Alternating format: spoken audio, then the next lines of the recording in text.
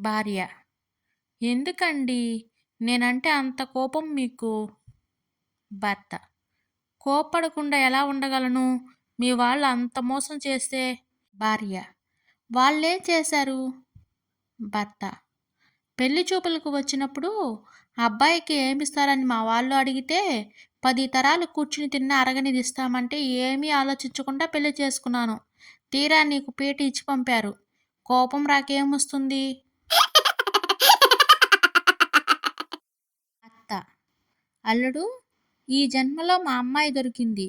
వచ్చే జన్మలో ఎలా పుట్టాలని ఉంది మీకు? అల్లుడు: బల్లిలా పుట్టాలని ఉందత్త.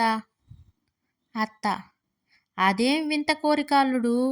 అల్లుడు: మీ కూతురు భయపడేది వాటికే కదా అత్త.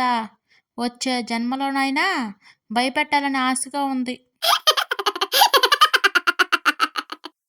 టీచర్: చింటూ, నీ మ్యాథ్స్ బుక్ ఏది? చింటూ: ఆత్మహత్య చేసుకుంది టీచర్.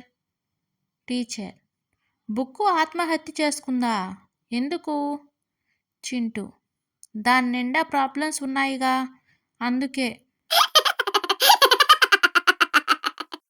రైలులో తన ఎదురు సీట్లో కూర్చుని పదే పదే తనను చూస్తూ నవ్వుతున్న అప్పారావుతో రమ ఇలా అంటుంది. రమ: మీరెందుకు పదే పదే నవ్వుతున్నారు?